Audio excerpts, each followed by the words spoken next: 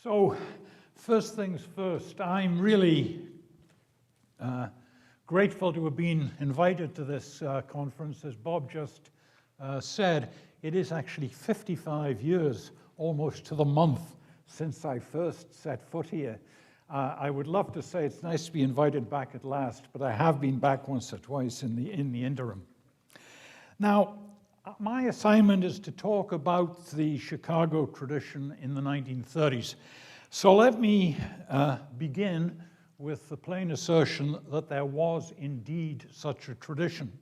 The only person who ever said otherwise, as far as I know, was Harry Johnson, and he was just wrong. Debates have been about the details and the nature and the influence of that tradition, not about its existence. I'll go on to the conclusion and say that that tradition did have a central message. It was built around the quantity theory of money, and it argued that given appropriate monetary rules, it was possible for a laissez-faire economy to function. And I stress possible, not just desirable, because the issue in the 1930s wasn't whether there was something better than capitalism, it was whether capitalism was possible. And people were indeed going to various forms of totalitarianism. So the simple scientific proposition that this thing can be made to work is very, very important in the history of economic thought. Furthermore, there is continuity with this tradition, I think, with the later Chicago. There was a little discussion of that this morning. The title of Milton Friedman's presidential address was "The Role of Monetary Policy." And his conclusion was that the role of monetary policy was to generate price level stability, with the corollary that if you did generate price level stability, again, a liberal economic order would be feasible. It wouldn't be perfect, there would be cycles, but it would be relatively stable and a good kind of economy to live in. That, I think, is the basic continuity, and just as in the 1930s, in the 1950s, when Milton started on this argument and his associates, it was very much a minority opinion. Okay, you'd had not only the Depression by then, you'd had the general theory, and among academic economists, the notion that there was a fatal flaw in the market economy was a widely held belief. Okay, so that is the continuity of the Chicago monetary tradition. Nevertheless, the tradition was not as unique to Chicago as Milton claimed in the 1950s, nor was the department at Chicago quite as homogeneous as he claimed in the 1930s. After a kerfuffle, after 1956-69 with Don Patinkin and Harry Johnson, we finally settled down into the early 70s in deciding that what the Chicago monetary tradition amounted to was a series of propositions. The first was that the great contraction of 1929-33 was the consequence of incompetent monetary policy on behalf of the Federal Reserve. It was not an inevitable collapse of capitalism. The second component of it was that there was an immediate cure for the situation ruling in the early 1930s, vigorous monetary and fiscal expansion.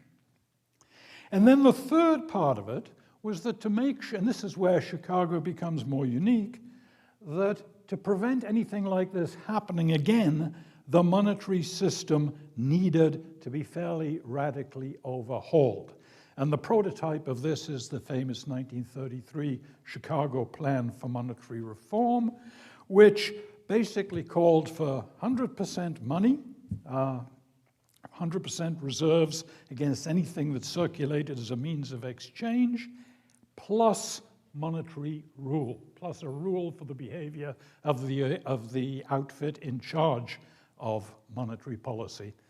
In the early 30s, it was a rule for the quantity of money. By 1936, Henry Simons had settled into a rule for the behavior of the price level, but still a rule.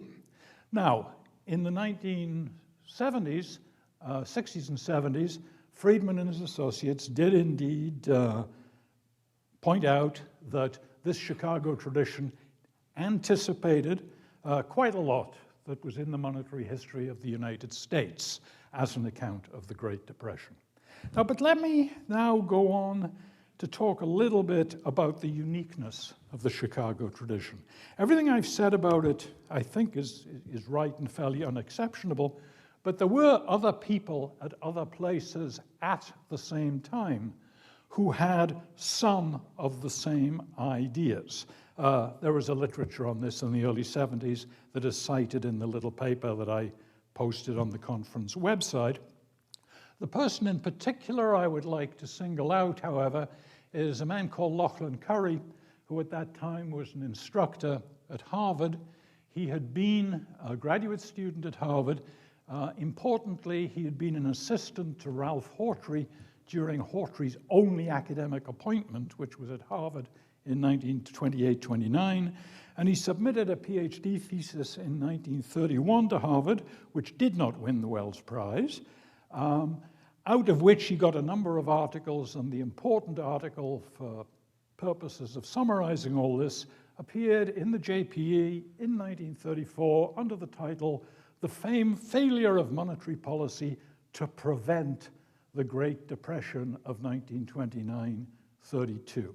It was clear that in this respect, Currie was working along the same lines as people at Chicago at the same time.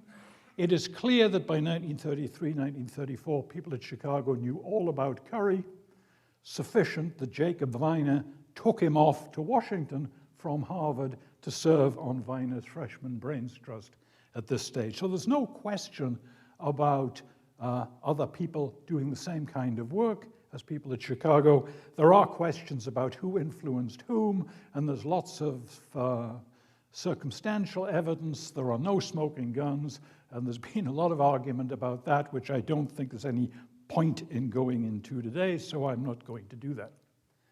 The other thing about Currie that was important is that in 1933-34, he developed a plan for 100% money, very, very similar to the Chicago plan.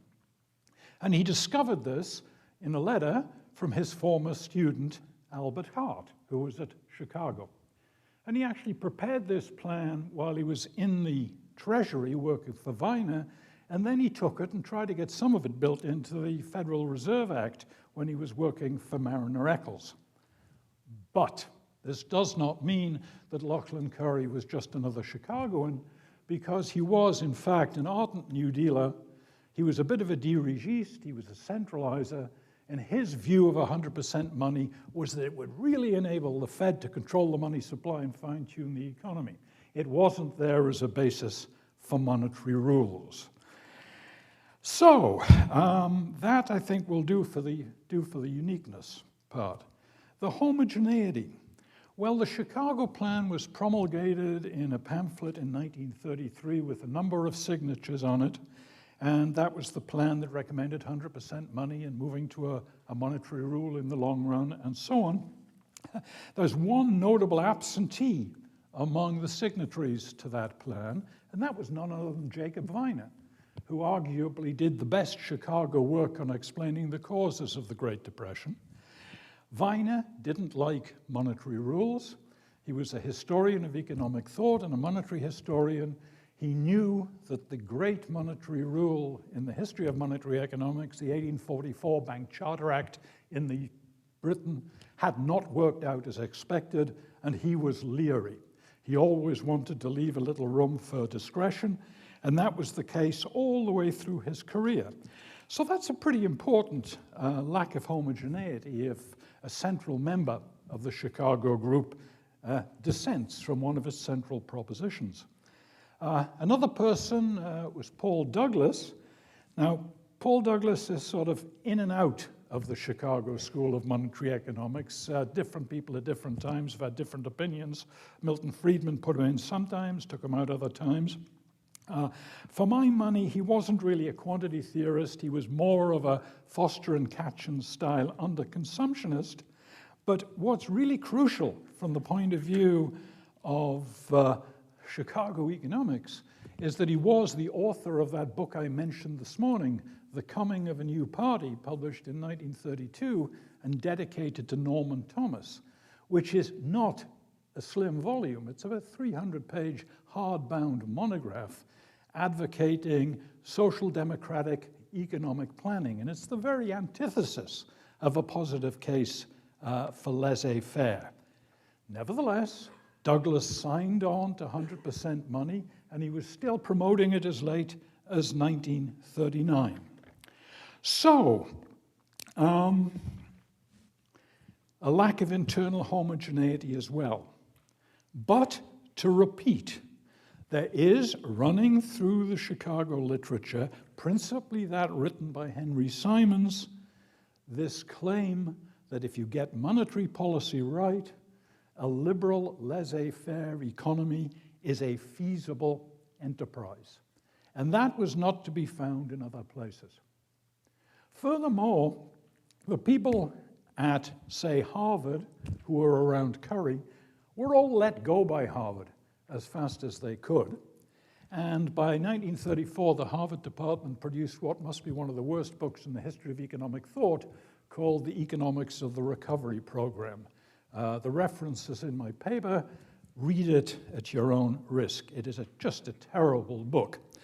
The net result of this is, I think, as Milton and his associates claimed, that Harvard was going to be wide open to the influence of Keynes's general theory when those ideas arrived from Cambridge, along with a few graduate students in the late 1930s. That did not happen in Chicago. I haven't done a count, but I think the Chicago department may be distinguished by the fact that it's got 3 critical reviews of the general theory to its credit. The first is well known. That's by Jacob Viner in the QJE, which was alongside one by Dennis Robertson. And it's constructively critical, as was Robertson. And it's very like another review by Hawtrey that appeared in the following year. The basic question was, a very interesting book, liquidity preference is a nice idea, but boy, does this guy carry it too far, which was also, incidentally, Friedman's commentary on the Keynesian revolution in the 1970s. The second was very short, dismissive, and hostile by Simons in the Christian Century.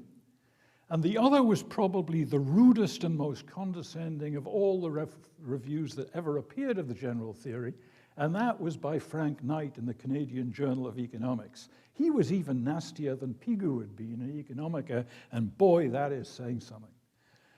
Furthermore, we now know that Knight was probably instrumental in making sure that the University of Chicago did not give an honorary degree to Keynes. Okay, a little later. We can infer from this that in the late 1930s, the Keynesian revolution was not welcomed with open arms at the University of Chicago. That bit of the story is right.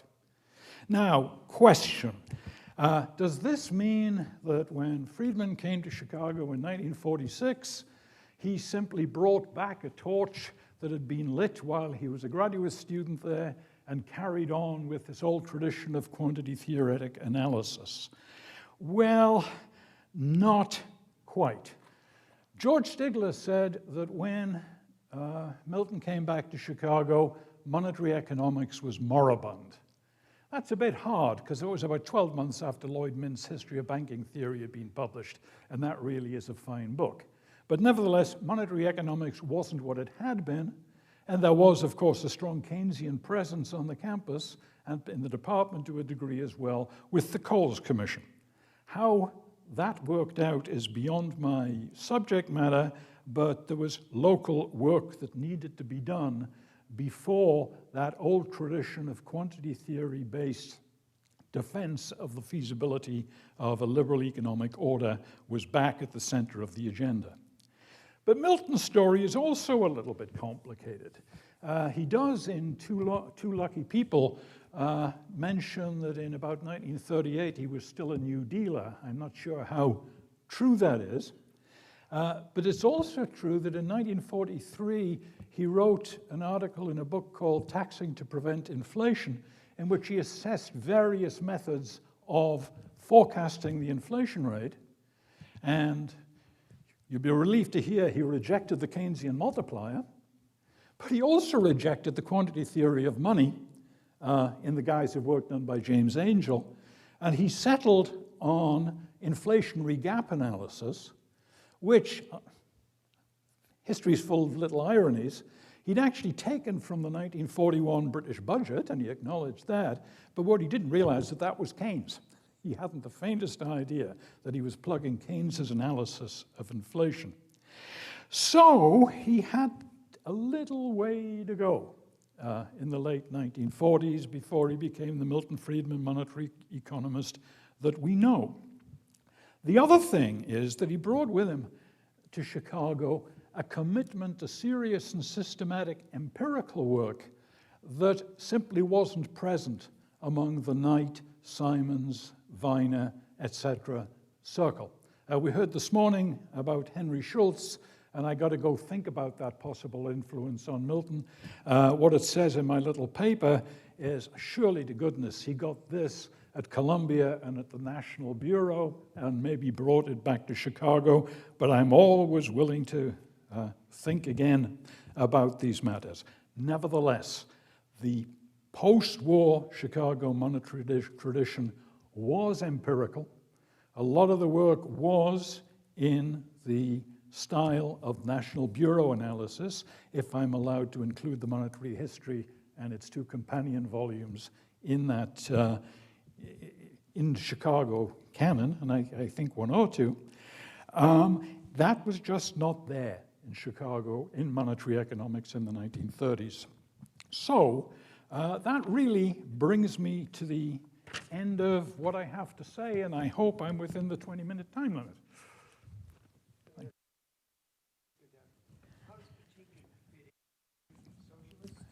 He was deep into monetary theory. He worked with Oscar Lange. Yeah, well, Patinkin figures in my little paper when I point out that he's a good example of how complicated Chicago was in the 1930s and 40s, because it's Don Patinkin's lecture notes that were used to challenge Friedman's initial characterization of the Chicago tradition. Yet, indeed, his PhD thesis is on the micro foundations of Keynesian macroeconomics. I mean, I was brought up, I'll shut up after this comment, but I was brought up at the LSE as an undergraduate by Archibald and Lipsey, who were convinced that Patinkin was the brains behind Milton Friedman. And I arrived at Chicago a very confused young man as a result of that.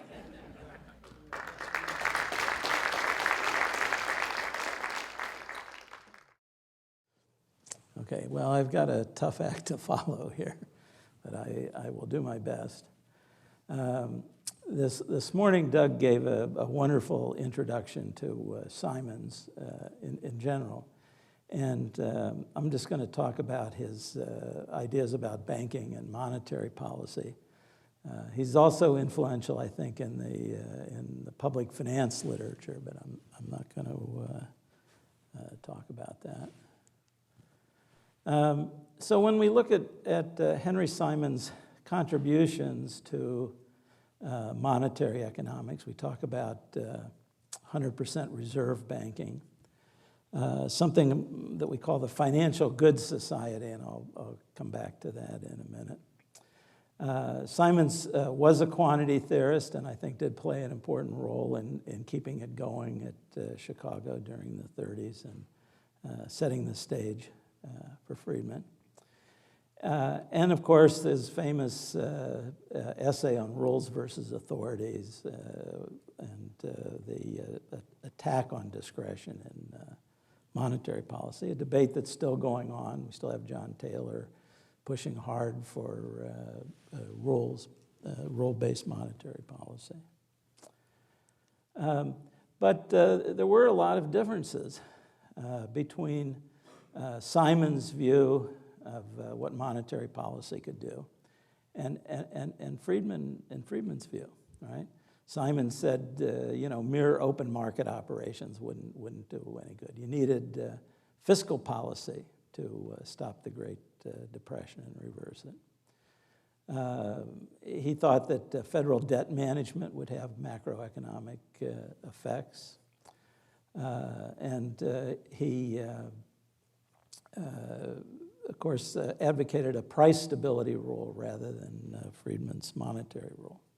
So here's just to kind of emphasize, here's one of his statements about fiscal policy, where he says, only great government deficits can check the hoarding of lawful money and the destruction of money substitutes once a general movement is underway, right? So fiscal policy, not monetary policy, was the answer to the problems of the Great Depression. The last paper I gave, I think, was at the Federal Reserve Board at Atlanta, where I embarrassed myself by giving a paper that had no equations in it. And so now I'm here with the paper, the only one with equations in it. But this is the sort of standard quantity theory that we think about. Money is some fraction of nominal income, or we can think of the inverse of that fraction as velocity. And we usually think of the money stock as currency plus deposits. Right? The key to understanding Simons, I believe, is that he worked with a very broad definition of money. Right? All kinds of things were money to Simons. Bank deposits, savings deposits, treasury bills, treasury notes, treasury bonds, commercial paper, and they all had a different degree of moneyness or degree of effective circulation, according to Simons. This equation that I'm putting up here, I mean, is not something that I just kind of wrote down. I think this is actually the order in which Simons thought about these things. Right? And you can see, once you even start looking at an equation like this, where some of Simons' ideas would come from. Right? Why does fiscal policy work? Because it's really just monetary policy. If the amount of treasury bills has increased, the money supply has gone up, and according to sort of standard quantity theory ideas, the nominal income will expand. Right? And you can see why, when you look at an equation like this, why open market operations wouldn't be effective, because you're just trading cash, which has a beta of 1, for treasury bills that has a slightly lower beta. So you're not really influencing the stock of money. You need to issue more paper to increase the stock of money. All right. Here's we were just talking about Laughlin and Currie, and here's Simons' criticism of it, and it's based on this idea that Currie had the wrong definition of money. Currie looked at it the way sort of Milton Friedman did later, as currency plus deposits, but for Simons, you had to look at all institutional borrowing and lending, all short-term borrowing. Here's an interesting exchange along the same lines between, these are letters that are in the Simons papers. So this is a letter Simons is writing to Fisher, and Fisher is writing back. And Simons is going on again about his broad definition of money, savings deposits, treasury certificates, commercial paper, they're all money. We have to think about all of them. And Irving Fisher kind of writes back, maybe the way that Milton Friedman would have later, savings deposits aren't money. And I'm sure if you would do a statistical test, if you would take the trouble to do that, obviously knowing that Simons wouldn't, that you would see that savings deposits aren't money, right? So this, I think, broad definition of money is really crucial to understanding where Simons is coming from. All right. So let me turn then to his, what I think is Simons' most enduring contribution to monetary economics, looking back from today, his famous paper in the JPE on rules versus authorities. And he's made this point, we've heard it, Doug has made this point, and other people, that this clear idea that he had that there had to be rules of the game, including monetary rules, for a private enterprise system to function effectively. But of course, he advocates a price rule. The reason that he gives for advocating a price rule is that there are all these near monies around, and the amount of these near monies is going to change, and their betas, their degree of moneyness is going to change. So you can't control the economy. You can't create a stable framework just by controlling currency and deposits. Right? So the best you can do in the absence of any fundamental reforms, according to Simons, is to try to aim at price stability, manipulating your whatever variables you can control. Right? Okay, this is a quote from Simons where he makes this point about the near monies, right, and their degrees of general acceptability. That is fluctuating. I think and you can kind of translate this back into velocity. George Tavlas has talked about that in the past, that this instability of velocity is what causing it. But I think it does help to think about it just the way that Simons did in terms of this variability in the amount and moneyness of near monies. Right? I guess I'm making a little comment down there, but maybe we shouldn't forget some of these issues. Okay, but how do we get a financial goods society? How do we really get control over the monetary system? Well, Simons said you just eliminate all of this stuff that's causing trouble. You make it illegal, right? The federal government will just issue consols and cash, no more intermediate securities. All short-term lending is basically going to be prohibited. There won't be any commercial paper. There won't be any call loans on Wall Street. All this stuff will be illegal, right? Then you introduce 100% reserves, right? And that means that the amount of money now will be exactly the amount of high-powered money. All money will be either cash in the hands of the public or cash in the banks, which will then be matched by bank deposits 100%, right? And Simons isn't through. He said, now what's the right monetary rule now that we have the financial goods society? And he says it's to freeze the amount of high-powered money, right? And actually, Milton Friedman later on at one point sort of advocated freezing the monetary base, although not in the context of all these other reforms. So we'll freeze the monetary base, H, or the amount of cash. And then as income rises in the economy, prices will fall. So we'll have secular deflation. And that's a good thing, Simons thought, because wages tend to be kind of sticky, and therefore the benefits of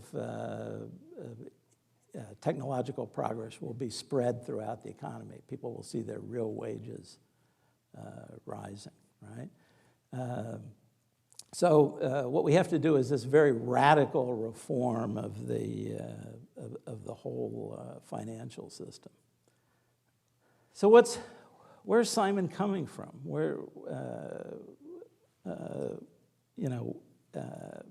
where's he getting this stuff from? And he doesn't really tell you. In his writings on public finance, he cites people the way an ordinary academic would. But on his monetary writings, he's very coy. And rules versus authorities, I think, this is true, I'd have to double check, but I think it has no references at all to academic papers in it, right? And part of that, I think, is that Simons knew that some of his ideas, like 100% reserves, were, there were a lot of monetary cranks around who were saying this, and so it didn't really help to push the ideas forward to sort of show where they came from.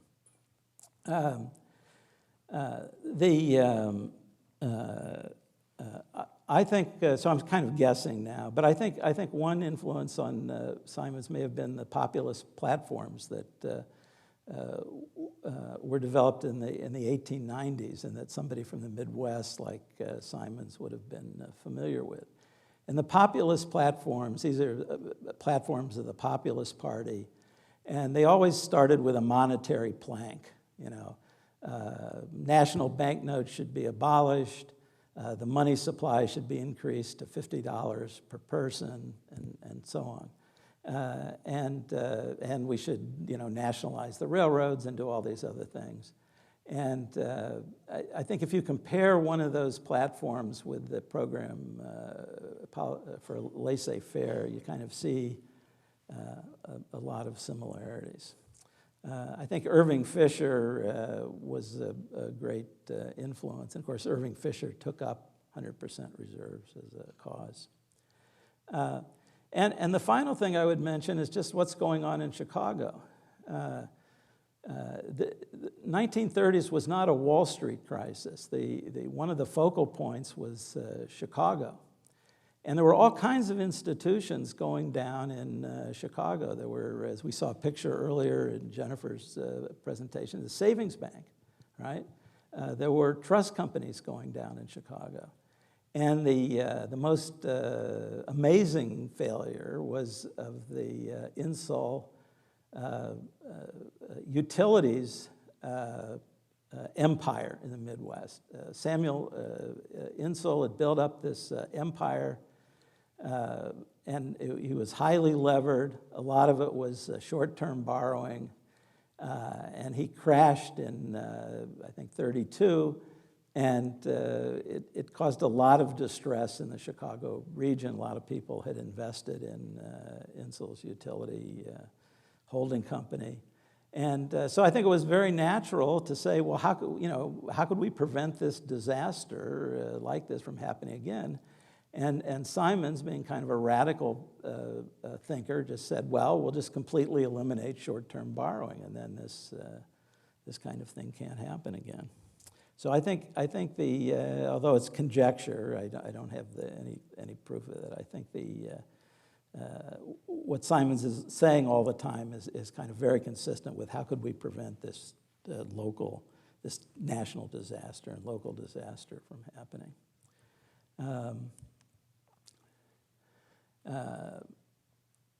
Finally, I want to just go on again from Simons to Friedman. We've already heard that the difference really is that Friedman has a strong interest in empirical research, and Simons, that was not his thing. I think all of the people that Friedman studied with and research that he did probably fed into his approach. The monetary history, I think, was certainly influenced by Henry Schultz, but it really is a kind of bureau book. And of course, Friedman had already written a large monograph with Kuznets, And this whole structure, getting monthly data in a long time series and analyzing it, really a lot of that reflects the Bureau. You can see more of Schultz actually in the statistics, monetary statistics, and his later book, Trends and Cycles. And of course, the Friedman's essay, Restatement of the Quantity Theory of Money, I think that's just taking sort of the quantity theory and Simon's and so on and marrying it to Schultz's demand structure, right? Schultz had said, I guess I'm kind of running on here a little bit, but I'll just make a final point then. The identification strategy is the same. Schultz said run a ordinary least squares regression on wheat, and we know it's a demand curve because wheat fluctuates a lot with the weather. And Friedman said, well, you can run an ordinary least squares equation of money on interest rates, and we know it's a demand equation because we know the government sometimes goes crazy and changes the money supply for no good reason, just like the weather. So there is a big transition from Simon's to Friedman. But I think some of Simon's ideas, particularly this idea that you have to look at a lot of different money-like instruments, still is maybe gives us something to think about.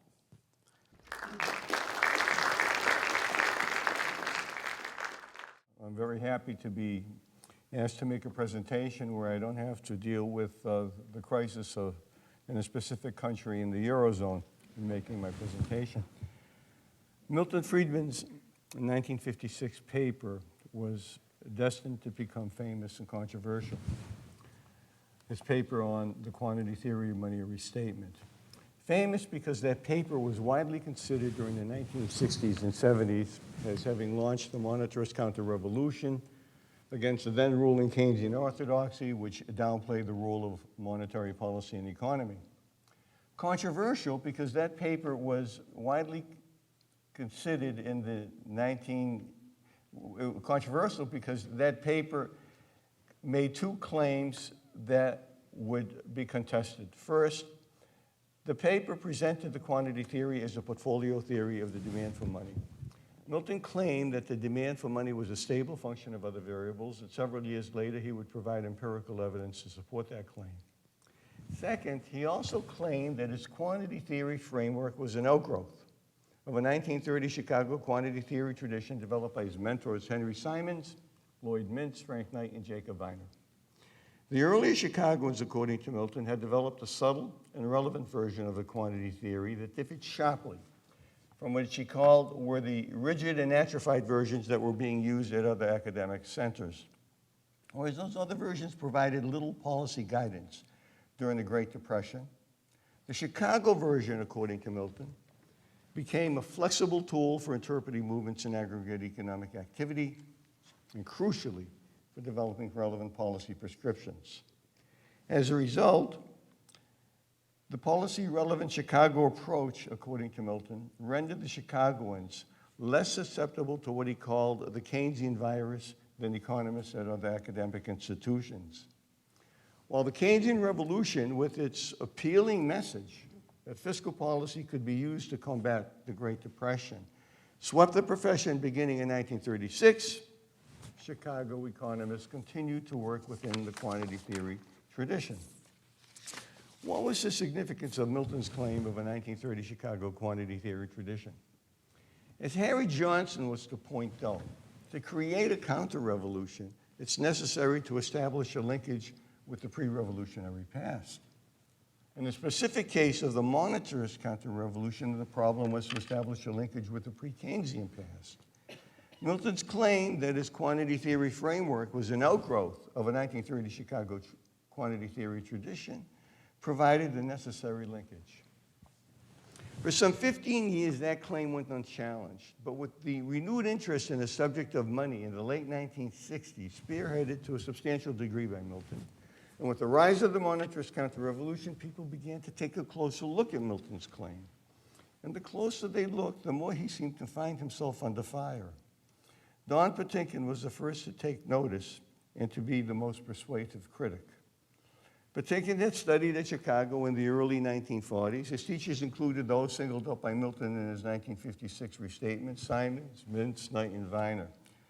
In a series of articles beginning in the late 1960s and extending until the mid-1980s, Patinkin, using his classroom lecture notes as well as his detailed research into the writings of both early Chicagoans and non-Chicagoans as evidence, showed that Friedman's rendition of the Chicago tradition was an error, and thereby he challenged Friedman's claim of a connection between Friedman's monetary economics and the early Chicago quantity theory tradition.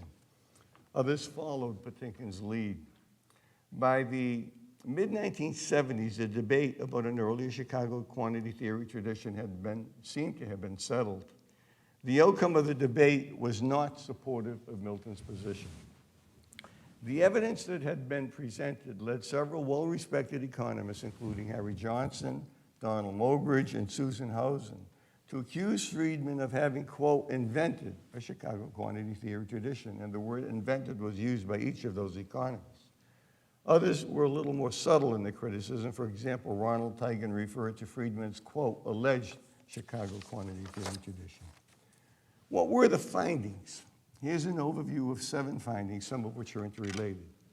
First, as I mentioned, Friedman presented the quantity theory as a portfolio theory of the demand for money. Patinkin was able to show that Friedman's framework was an outgrowth of Keynesian liquidity preference theory and had nothing to do with the quantity theory. In contrast to Friedman, Patinkin was also able to show that the early Chicagoans used Irving Fisher's equation of exchange, MV equals PT, which relates the quantity of money M to aggregate demand MV and into prices and output. Second, as I also mentioned, Friedman conjectured that the demand for money was a stable function of other variables, and he would provide empirical evidence to support that conjecture. In contrast, Patinkin also showed that the early Chicagoans thought that a basic feature of economic life is the danger of sharp, unpredictable changes in the velocity of circulation, which is a reciprocal of money demand. If velocity is unstable, so is money demand. Fourth, Friedman thought that the economy is mean reverting. If a shock hits a system, the economy reverts back to its long-run growth path. The early Chicagoans thought that the economy is dynamically unstable. If a shock hits a system and velocity starts falling, there's no downward limit to how far velocity could fall or how deep a recession could be. A key factor having to do with the situation, they believe, was what they call the close interchangeability of different kinds of money, as Hugh has pointed out, and the perverse behavior of a fractional reserve banking system, which creates near monies, that is, different kinds of deposits during cyclical expansions, and destroys near monies during contractions as people convert the deposits into cash and banks to leverage.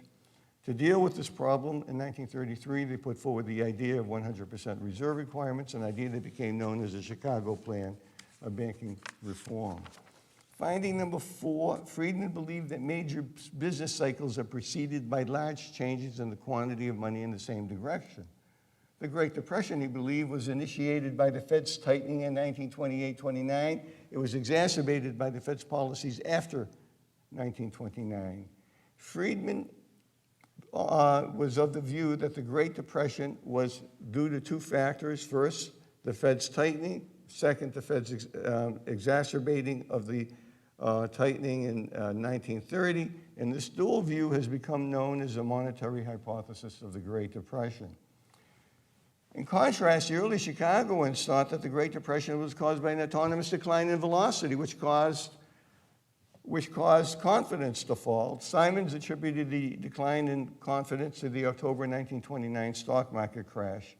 People like David Laidler have shown that the monetary hypothesis of the Great Depression was originated at places such as Harvard, especially in the pioneering work of Laidler and Currie during the late 1920s and 1930s, but not at Chicago. Finding number 5, Friedman believed in the effectiveness of open market operations. The early Chicagoans thought that open market operations might be ineffective during the Great Depression, because during periods of low confidence, businesses might not want to borrow and banks might not want to lend. Finding number 6, Friedman thought that fiscal policy was not an effective stabilization tool. The early Chicagoans thought that perhaps the best way to combat the Great Depression was by having the government run fiscal deficits. Finding number 7, Friedman advocated a money supply growth rule. The early Chicagoans mainly favored a price level stabilization rule. People like Patinkin, Tom Humphrey, Michael Bordeaux, Anna Schwartz showed that several economists advocated a money supply growth rule during the 1930s and 40s, but they did not include Friedman's predecessors, Simons, Mintz, Knight, and Viner. It was in light of these findings that Friedman was accused of engaging in scholarly chicanery, to use a characterization made by Harry Johnson, a characterization that Friedman thought was libelous. Did Friedman invent or exaggerate the existence of a 1930 Chicago quantity theory tradition? To address this issue, consider the following 2 questions. First, was the Chicago quantity theory approach of the early 1930s somehow distinctive? And if so, could that distinctiveness have allowed it to withstand the Keynesian Revolution while other academic centers succumbed? Second, are there any direct connections between Friedman's views and the characteristics that mark the earlier Chicago tradition? On the first issue of distinctiveness, here's the story. Although the early Chicagoans advocated fiscal deficits to combat the Great Depression, the theory used to rationalize that policy was a quantity theory, MV equals PT. What was crucial, they believed, was to generate increases in the money supply. But recall, open market operations, they thought, might be ineffective. Banks might simply hold on to any increase in reserves generated by such operations. How then could the money supply be increased? The answer was by having the government run fiscal deficits financed by money creation, which would put the money directly into circulation. The transmission mechanism ran as follows. The increase in the money supply would be used to purchase goods and services, thereby increasing prices. The Chicagoans also thought that wages were sticky. Therefore, with prices rising, wages lagging, profits would rise, and so would output. The pro-cyclical behavior of velocity would reinforce the process. In other words, the early Chicagoans thought that fiscal deficits could be a way of conducting expansionary monetary policy. It's for this reason that in 1934 and on many other occasions, Simons referred to, quote, the decisive importance of fiscal policy for monetary policy. A singular feature of the 1930 Chicago approach was the wide consensus in which the view that fiscal deficits could be used to generate increases in the money supply was held. It was held by Simons, Mintz, Knight, and Viner. It was also held by Paul Douglas and Aaron Director, and less well-known Chicagoans such as Simeon Leland and Harry Gideons. Still, another feature was the Chicagoans' espousal of this view, both in their individual writings and in departmental memoranda co-drafted during the early 1930s and sent to members of Congress, members of the Hoover and Roosevelt administrations, and members of the academic community. But where does the issue of distinctiveness come in? While other U.S. economists advocated fiscal deficits to combat the Great Depression, the use of the quantity theory to rationalize that policy was a distinctive feature of the Chicago quantity theory approach. The importance of this policy approach with regard to Keynes's general theory is evidenced in a key argument made by Patinkin in his essay on Keynes for the New Palgrave.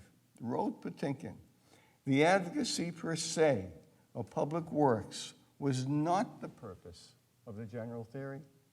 Rather, it was to provide a theory which would rationalize such a policy. But the Chicagoans already had such a theory, their particular idiosyncratic adaptation of the quantity theory. They were distinctive in applying the quantity theory in that way, and for that reason, they were less susceptible to the Keynesian revolution than other economists. It's no coincidence, as David has mentioned, that the 3 Chicagoans who reviewed Keynes's general theory for periodicals during 1936 and 37 were all critical of Keynes's book. None of the early Chicagoans would ever convert to the new Keynesian religion. But this still leaves open the issue of direct connections with Friedman's thinking. In my work, I've provided such connections. For one thing, I expanded the cross-section of earlier Chicagoans to include two economists whose views on money had been completely overlooked in the literature. The two were Paul Douglas and Aaron Director. Now, David believes that Douglas was an underconsumptionist. I respectfully disagree. I know that Douglas was an underconsumptionist, but I think that he used that as a transmission mechanism in his advocacy of the quantity theory. In a 1927 paper, Douglas put forward an idea that would become entrenched in Chicago thinking during the 1930s, namely that fiscal deficits could be used, if need be, to generate increases in the money supply. In that same paper, he advocated the Friedman rule, under which the money supply should increase at an annual rate, according to Douglas, in line with the long-term rate of increase in production, which he estimated to be between 3% and 4% a year. In a 1931 book co-authored by Douglas and Director, the authors again advocated the money supply growth rate rule. They also introduced an idea that would become a hallmark of Chicago thinking for many decades, that regardless of the precise monetary rules are to be preferred over discretion. In 1933, Director helped Simons draft a departmental memorandum, Banking and Currency Reform, which provided a detailed and thoughtful analysis of alternative monetary policy rules, the pros and cons, including a money supply growth rule.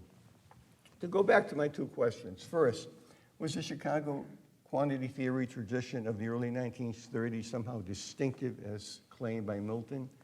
The answer, in my view, is clearly in the affirmative. This is not to say that important work anticipating Friedman's monetary economics was not being done at other academic centers, as argued convincingly by David. It is to say, however, that the particular way that the Chicago quantity theory approach of the early 30s was articulated left it less vulnerable to the Keynesian revolution than other academic centers, setting the way for Friedman's later contributions. Second, is there a direct connection between the earlier Chicago quantity theory approach, the characteristics that mark that approach, and Friedman? In addition to the connections I just mentioned, and there are others which I don't have time to go into, it turns out that there is another very distinct, unmistakable, and revealing connection between the characteristics that mark the early Chicago quantity theory approach and Friedman. But it's not the Friedman of the mid-1950s and after. It's the Friedman of the late 1940s. Friedman began his teaching at Chicago, as we know, in 1946. He began his collaboration with Anna Schwartz on a monetary history in 1948. They estimated that the book would take them 3 years to complete. It took 15 years, and it put them both through an intellectual odyssey as the evidence they accumulated and evaluated changed the thinking that they had held at the beginning of their odyssey.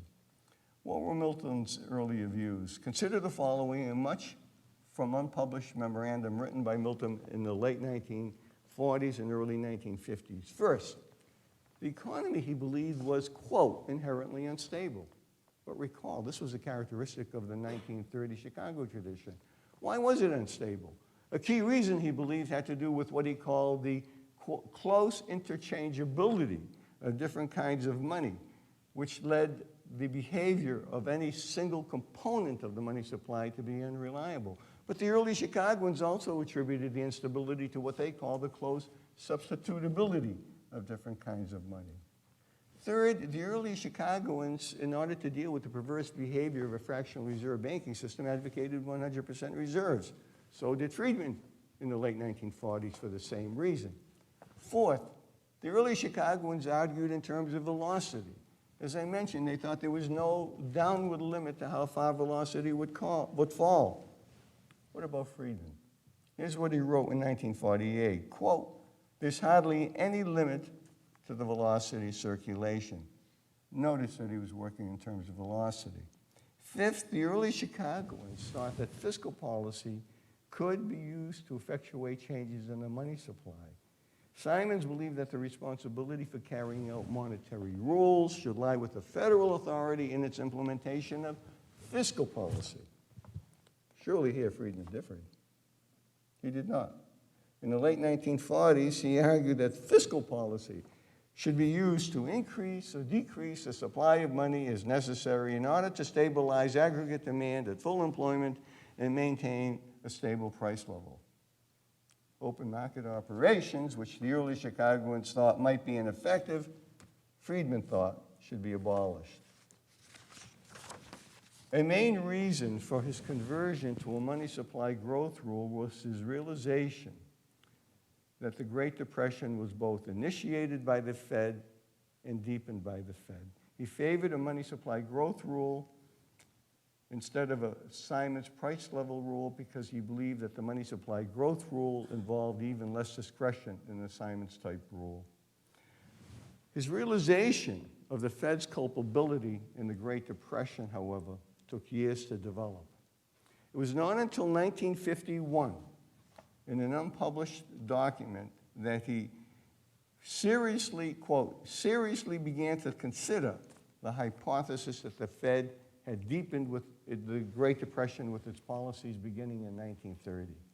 He had not at that time considered the hypothesis that the Fed may have initiated the Great Depression with its tightening in 1928 and 29.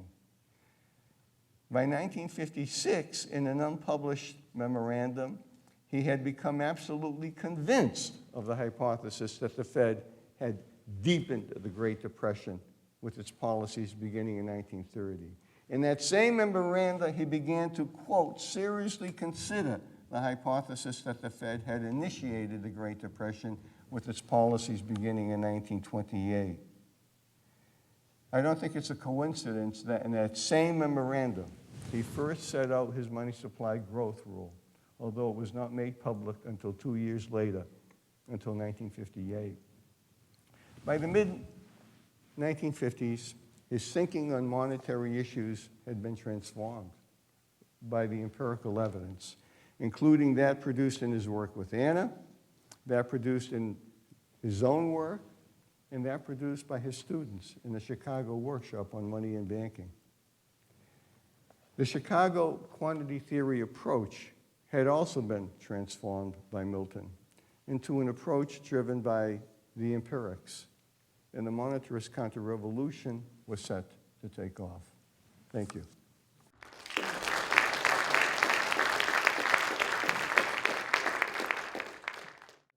Quick question on the this issue of monetary history. It seems to me that Harry Johnson was completely out of line to suggest that Friedman had engaged in scholarly chicanery for some ulterior purpose, in terms of Friedman was probably wrong as to what the history of monetary policy was at the University of Chicago, but he didn't try to manufacture a false recollection for some ulterior purpose in terms of, does that sound accurate to you? During the late 1960s, as probably some of us remember, Friedman was an easy guy to kick around. A lot of people were not very kind to him. When Patinkin wrote his first article on the Chicago tradition, 1969, he never denied that there was a Chicago tradition, and he never said anything like Friedman having invented the tradition. I just think that some people who were that were prone to pick on Friedman took that and went off in another direction, because Friedman was the type of person that people were, as I said, were kicking around for a while. I'm really impressed by the fact that not only in this forum, but in nearly all the discussion that you see in the literature on the subject, it hardly ever comes out that the United States was on a fixed exchange rate in the 1930s, at the time of the Great Depression. And one of the first lessons that you learn in money macro is that if you have a fixed exchange rate, in some deep sense, the money supply becomes endogenous.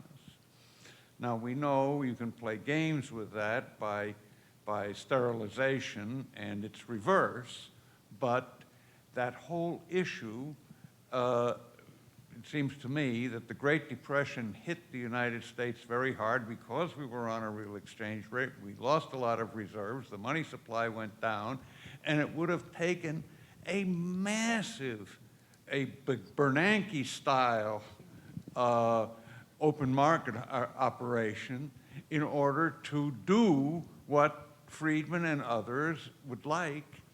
I looked in the monetary history to see what Milton had to say about that, and I found, I may not have found the only reference, but I found a paragraph in which he said, well, the Fed had engaged in sterilization in one direction earlier.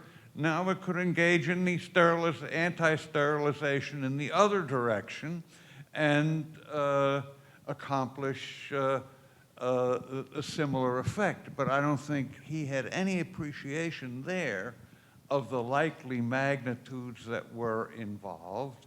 And I'd be very interested in any of the panelists' discussion of how fixed exchange rates fit into this story. I haven't reread the monetary history recently, but my recollection is there's a fairly extensive discussion of whether the Fed was really constrained by its gold reserves into what it was doing. And the Friedman and Schwartz conclusion, which I think is controversial, was that they weren't, and that they could have done a great deal more. Could have done what Bernanke did. They could have done what Bernanke did, and if necessary, they could have got rid of the gold clause, as they did anyway, what, in 1933 or something. The other point, God, sorry, I'm getting tired. I'll come back to it if I may, Bob. I don't want to sit here and make goldfish. I think I agree with David. Britain went off the gold standard in October of 1931. The monetary history contains 4 episodes between 1930 and 1933 in which the Fed undertook policies that were contrary to what they believed the Fed should be doing, expanding the money supply, and that was one of the most important episodes. They believed, if you recall, or I don't know how much you know about the October 1931. September 31 departure of Britain from the gold standard, but the Fed at that time raised discount rates substantially to defend the dollar. And Friedman and Schwartz were very critical of that policy. They were critical of the Fed's policies in December of 1931 when the Bank of New York went under. They thought that the Fed should have acted as a lender of last resort, and they were critical. 2 other episodes when the Fed had started expansionary monetary policies under the pressure from Congress, but as soon as that pressure stopped, the Fed reverted back to its policies of not engaging in expansionary money supply and monetary policy. Like David, I don't remember whether they had advocated whether the Fed should actually depart from the fixed exchange rate regime of the gold standard, but I tend to think that they did. David had to have the goldfish has surfaced again. Jacob Weiner's paper at the 1932 Harris Foundation conference, in which he advocates open market operations, expansionary monetary policy, fiscal inflationism, has got a long section on, nevertheless, we probably should stay on the gold standard, and maybe that's constraining us a bit, but we can learn a lot from these other countries who've got off the gold standard and see what they can do. So, yeah, the issue was discussed. Weiner was always conservative about the gold standard. As I recall, Milton pointed out that only 3 weeks before Roosevelt changed everything, Weiner was still expressing doubts about the constraints. Weiner, it is there in the literature, that's the point. Weiner was the most conservative in staying on the gold standard, I believe, of all the Chicagoans. Douglas explicitly said, let's go off the gold standard and conduct expansionary monetary policy. I think it's time for a break. Thank you.